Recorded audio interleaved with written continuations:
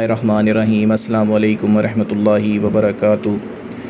دوستو، اسلام اللہ کا آخری دین ہے اور حضرت محمد صلی اللہ علیہ وسلم اللہ کے آخری رسول ہے۔ قرآن آخری کتاب ہے۔ اس کے بعد کوئی نبی نہیں آئے گا، کوئی کتاب نہیں اترے گی اور کوئی نیا دین نہیں بنے گا۔ اللہ تعالیٰ نے دین اسلام کو قیامت تک کے لیے محفوظ کر لیا ہے۔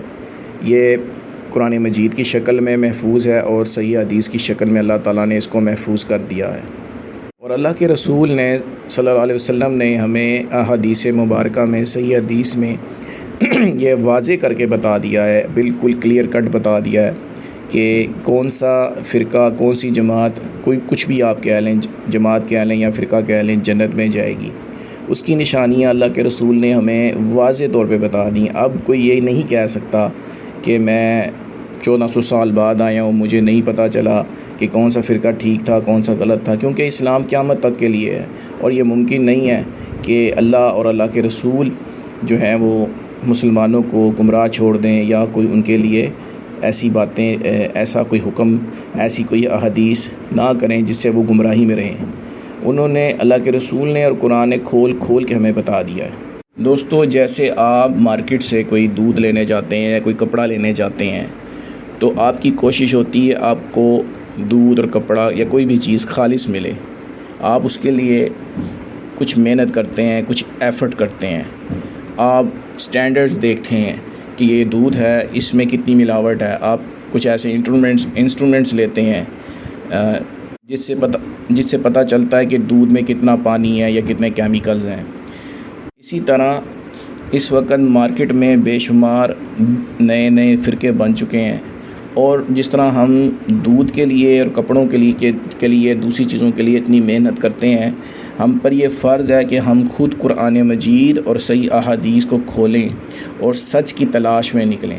اللہ کے رسول صلی اللہ علیہ وسلم نے فرمایا، اللہ تعالیٰ اس کی ضرور رہنمائی فرماتے ہیں، اس کو صحیح رستہ دکھاتے ہیں۔ 73 فرقوں میں بٹ جائے گی یا 73 فرقوں میں، یہ جماعتوں میں بٹ جائے گی، اس میں سے صرف ایک جنت میں جائے گی اور باقی ساری جہنم میں جائیں گی۔ پھر اللہ کے رسول سے پوچھا گیا کہ اللہ کے رسول صلی اللہ علیہ وسلم وہ کون سی جماعت ہے جو جنت میں جائیں گے؟ تو آپ نے فرمایا وہ جماعت جنتی ہوگی جو اس چیز کی پیروی کرتی ہوگی جس کی میں اور میرے صحابہ پیروی کرتے ہیں۔ یہ حدیث حسن ہے اور یہ ترمذی میں آپ کو ملے گی۔ حدیث نمبر ہے 2641۔ اب اس حدیث کی روشنی میں ہمیں کچھ بہت ہی اہم معلومات ملی ہیں۔ پہلی بات یہ کہ اللہ کے رسول صلی اللہ علیہ وسلم نے فرمایا کہ اسلام کے 73 فرقے ہوں گے، صرف ایک جنتی ہوگا۔ اب کچھ لوگ کہتے ہیں سارے جنت میں چلے جائیں گے، کسی کو جہنمی نہ کو یا کسی کو جنتی نہ کو، سارے ہی جنت میں جائیں گے۔ تو یہ لوگوں کی بات ہے، اللہ کے رسول صلی اللہ علیہ وسلم کی بات نہیں ہے۔ اللہ کے رسول صلی اللہ علیہ وسلم نے ہمیں واضح کہہ دیا کہ صرف ایک نے جنت میں جانا ہے۔ اب اس کی نشانی کیا ہے؟ اللہ کے رسول نے وہ بھی ہمیں بتا دی کہ اس کی نشانی یہ ہوگی کہ یہ جماعت اس چیز کی پیروی کرے گی جس کی میں اور میرے صحابہ پیروی کرتے ہیں۔ اور دوسری جگہ آپ نے فرمایا جو میرے اہل بیت جس چیز کی پیروی کرتے ہیں، میرے اہل بیت کو پکڑو۔ پھر ایک اور جگہ حدیث میں آتا ہے کہ میرے 4 خلیفہ کی سنت کو مضبوطی سے پکڑو۔ تو بیسیکلی بنیادی طور پہ ان سب باتوں کا جو مقصد ہے وہ یہ ہے کہ اللہ کے رسول ہمیں یہ بتانا چاہ رہے ہیں کہ جنتی فرقہ وہی ہوگا جو میرے جیسا اور میرے صحابہ کے جیسا ہوگا، یعنی اس کی لائف سٹائل میرے جیسی ہوگی، میرے صحابہ جیسی ہوگی، اس کا اٹھنا بیٹھنا، اس کا وے آف لائف، سارا کچھ میرے اور میرے صحابہ جیسا اور اہل بیت جیسا ہوگا۔ اب کچھ لوگ ہیں جیسے مرزا علی انجینئر ہیں یا کچھ اور ایسے بھی لوگ ہیں، وہ کہتے ہیں سارے جنتی ہیں، کسی کو آپ کافر نہ کو، اللہ کے رسول لوگوں کو مسلمان بنانے آئے، آپ لوگوں کو کافر بنانے آئے۔ بہرحال اللہ کے رسول صلی اللہ علیہ وسلم نے ہمیں یہ بتایا ہے کہ صرف ایک جنت میں جائے گا، باقی جنت میں نہیں جائیں گے، اور اس کی نشانی بھی اللہ کے رسول نے ہمیں بتا دی ہے۔ اب آپ نے اللہ کے رسول صلی اللہ علیہ وسلم کی بات ماننی ہے یا ان لوگوں کی بات ماننی جو ہر ایک کو جنت میں بھیج رہے ہیں اور اللہ کے رسول صلی اللہ علیہ وسلم کی نافرمانی کر رہے ہیں، اللہ کے رسول صلی اللہ علیہ وسلم کی احادیث پر غور نہیں کر رہے اور اپنی ہی بات کر رہے ہیں۔ دوستو یہاں سے ہمیں بڑی اہم بات پتہ چل گئی کہ اس فرقے کی نشانی پتہ چل گئی جو جنتی ہوگا، اور یہ ہمارے لیے ایک بہت بڑا مسئلہ ہے، وہ حل ہو گیا۔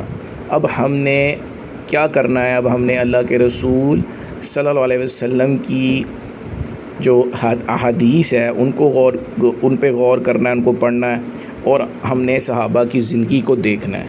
اللہ کے رسول صلی اللہ علیہ وسلم کی جو احادیث ہیں وہ بھی وحی کا درجہ رکھتی ہیں، کیونکہ اللہ تعالیٰ نے قرآن میں فرمایا کہ نبی اپنی طرف سے کچھ نہیں بولتے، جو بھی بولتے ہیں وہ اللہ کی طرف سے وحی ہوتی ہے۔ اور اللہ تعالیٰ نے قرآن میں وعدہ کیا ہے کہ اللہ تعالیٰ اس ذکر کی حفاظت کریں گے۔ کون سے ذکر کی؟ قرآن کی اور حدیث کی، یہ دونوں اللہ تعالیٰ کی وحی ہیں۔ اللہ تعالیٰ نے اس چیز کا وعدہ کیا ہے کہ اللہ ان دونوں چیزوں کی حفاظت کریں گے، اور الحمدللہ ہمارے پاس قرآن بھی ہے اور ہمارے پاس بالکل صحیح احادیث بھی موجود ہیں، جن کو اللہ تعالیٰ کے فضل سے ہمارے بڑے بڑے علماء نے اس کو محفوظ کر لیا ہے، بڑے بڑے محدثین نے ان کو محفوظ کر لیا ہے۔ اب یہ سوال اٹھتا ہے کہ اگر ہم صحابہ کی زندگی کو دیکھیں اور اللہ کے رسول صلی اللہ علیہ وسلم کی اگر زندگی کو دیکھیں، ہم یہ سوال پوچھتے ہیں کیا صحابہ اور اللہ کے رسول صلی اللہ علیہ وسلم تویز پہنتے تھے یا صحابہ تویز پہنتے تھے؟ کیا اللہ کے رسول صلی اللہ علیہ وسلم نے حکم دیا کہ مزارات بناؤ، قبروں کو پکی کرو، اس کے اوپر بلڈنگ بناؤ؟ کہ اللہ رسول صلی اللہ علیہ وسلم نے ایسا کوئی حکم دیا؟ کیا صحابہ نے کوئی مزار بنایا؟ اسی طرح کیا اللہ کے رسول صلی اللہ علیہ وسلم نے کوئی میلاد کیا یا صحابہ میں سے کسی نے میلاد کیا؟ پھر ہم دیکھتے ہیں کہ اللہ کے رسول صلی اللہ علیہ وسلم نماز کیسے پڑھتے تھے، صحابہ نماز کیسے پڑھتے تھے؟ کیا صحابہ نیک لوگوں کی قبروں میں جا کے منتیں مانگتے تھے؟ کیا اللہ کے رسول صلی اللہ علیہ وسلم نے یہ سکھایا کہ تم قبروں میں جا کے منتیں مانو؟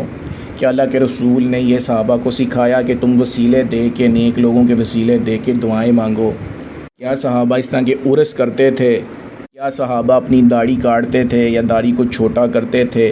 کیا جو صحابیہ تھیں وہ اپنا چہرہ دکھاتی تھیں یا اس کو نقاب کرتی تھیں؟ ایسے بے شمار کویسچنز ہیں جس کا آپ نے جواب خود تلاش کرنا ہے اگر آپ حق کی تلاش میں ہیں۔ اگر آپ اس جنتی فرقے میں جانا چاہتے ہیں تو آپ کو یہ محنت کرنی ہے، آپ کو ایفرٹ کرنی ہے۔ اگر آپ ایفرٹ نہیں کریں گے، محنت نہیں کریں گے، تو کوئی سی جماعت سے آپ انفلوئنس ہو سکتے ہیں، کیونکہ ہر جماعت دعویٰ تو کرتی ہے جنت میں جانے کا، ہر جماعت کہتی ہے ہم جنتی ہیں، تو جنت میں صرف وہی جائے گا جس کے بارے میں اللہ کے رسول نے ہمیں بتا دیا ہے۔ اللہ تعالیٰ نے ہمارے لیے قرآن بھی محفوظ کر دیا ہے اور صحیح احادیث بھی ہمارے لیے محفوظ ہیں۔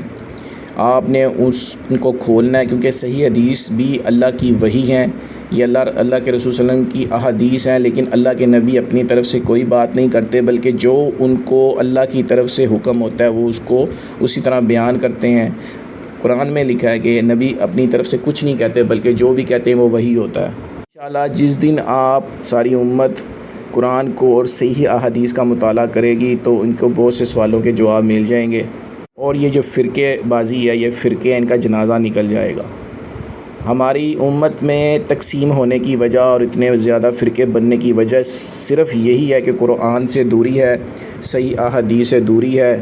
علماء کو سننے کا لوگوں کو بہت شوق ہے، لیکن وہ جو لوگ ہیں وہ اللہ کے خود قرآن نہیں پڑھتے، خود حدیث کا مطالعہ نہیں کرتے، صحیح حدیث کا مطالعہ نہیں کرتے، اور ایک شارٹ کٹ بنایا ہے کہ ہم مسجد میں جا کے کسی بھی عالم دین کو سن لیا اور اس پہ یقین کر لیا۔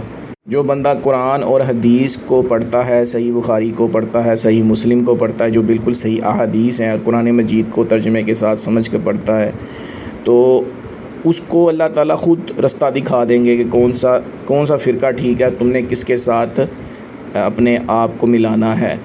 دودھ کا دودھ اور پانی کا پانی ہو جائے گا۔ الحمدللہ قرآن اور حدیث کے مطالعے کرنے کے بعد الحمدللہ یہ بات میرے علم میں آ چکی ہے الحمدللہ کہ جو فرقہ جنتی ہوگا وہ چاہے وہ بیسیکلی اہل حدیث ہوگا، وہ اپنے آپ کو سلفی کہیں یا اپنے آپ کو وہ وہابی کہیں یا اہل حدیث کہیں یا اہل سنت والجماعت کہیں، یہ جو فرقہ ہوگا انشاءاللہ یہی جنتی ہے جس کا اللہ کے رسول صلی اللہ علیہ وسلم نے فرمایا تھا۔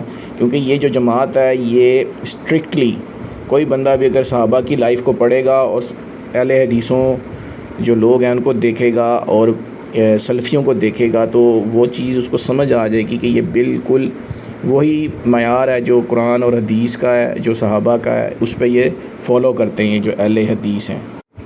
اللہ کے رسول اور صحابہ میلاد نہیں کرتے تھے تو اہل حدیث بھی یہ میلاد نہیں کرتے۔ اللہ کے رسول، صحیح مسلم کی حدیث ہے کہ اللہ کے رسول صلی اللہ علیہ وسلم نے مزارات بنانے سے منع کیا، قبروں کو پختہ کرنے سے منع کیا، اس کے اوپر بلڈنگ بنانے سے منع کیا، ادھر روشنی کرنے سے بھی منع کیا۔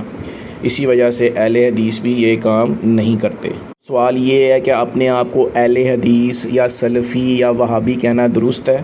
یہ بالکل درست ہے۔ اس کی وجہ یہ ہے کہ بہت سی جماعتیں بن گئی ہیں جو گمراہ جماعتیں ہیں جیسے شیعہ ہے یا بریلوی جماعت ہے یا اس طرح کی دیوبندی ہے یا حنفی ہے، ایسی بہت سی جماعتیں ہیں جو گمراہ جماعتیں ہیں۔ ان سے اپنے آپ کو ممتاز کرنے کے لیے اس چیز کی بالکل اجازت ہے کہ آپ اپنے آپ کو اہل حدیث کہہ لیں، سلفی کہہ لیں یا آپ وہابی کہہ لیں، کیونکہ دعویٰ سارے مسلمان ہونے کا کرتے ہیں، لیکن جب اس کو قرآن اور حدیث اور صحابہ کی زندگی کے ساتھ کمپیئر کیا جائے گا تو وہ صرف اہل حدیث ہی ہوں گے جو اس سے میچ کرتے ہیں۔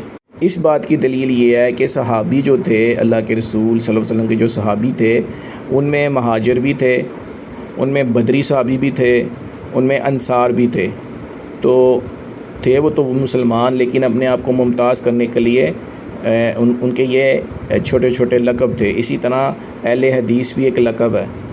اہل حدیث کا مطلب ہے کہ یہ جو اہل حدیث جماعت ہے یہ اللہ کے رسول صلی اللہ علیہ وسلم کی احادیث پہ عمل کرتی ہے، قرآن پہ بھی عمل کرتی ہے اور اللہ کے رسول کی حدیث پہ بھی عمل کرتی ہے۔ جبکہ جو دوسری جماعتیں ہیں، 90% جماعتیں، وہ اپنے اماموں کی، اپنے جو امام ہیں ان کی بلائنڈلی فالو کرتی ہیں۔ وہ احادیث کو پیچھے رکھ دیتی ہیں جو اللہ نے محفوظ کیا ہوا ہے، لیکن وہ اپنے اماموں کی قول کو اس پہ فالو کرتے ہیں۔ اماموں کے قول کی اللہ نے ذمہ داری نہیں لی کہ وہ محفوظ ہوں گے یا نہیں ہوں گے۔ یہ جو ان کے امام ہیں، جو دوسری جماعتوں نے جتنے بھی اماموں کو وہ فالو کر رہے ہیں، ان کی کوئی گارنٹی نہیں کہ ان کی بکس، ان کی کتابیں، ان کے فتوے محفوظ ہوں گے۔ وقت کے ساتھ وہ چینج ہو سکتے ہیں، بلکہ ہو چکے ہیں۔ لیکن جو اہل حدیث جماعت ہے وہ صحیح بخاری اور صحیح مسلم اور صحیح احادیث کو فالو کرتی ہے، اس لیے وہ کتابیں اللہ کی طرف سے محفوظ ہیں، تا قیامت محفوظ رہیں گے، ان کو کوئی بدلنے والا نہیں۔ امید ہے یہ بات سمجھ آ جائے گی۔ السلام علیکم ورحمۃ اللہ وبرکاتہ۔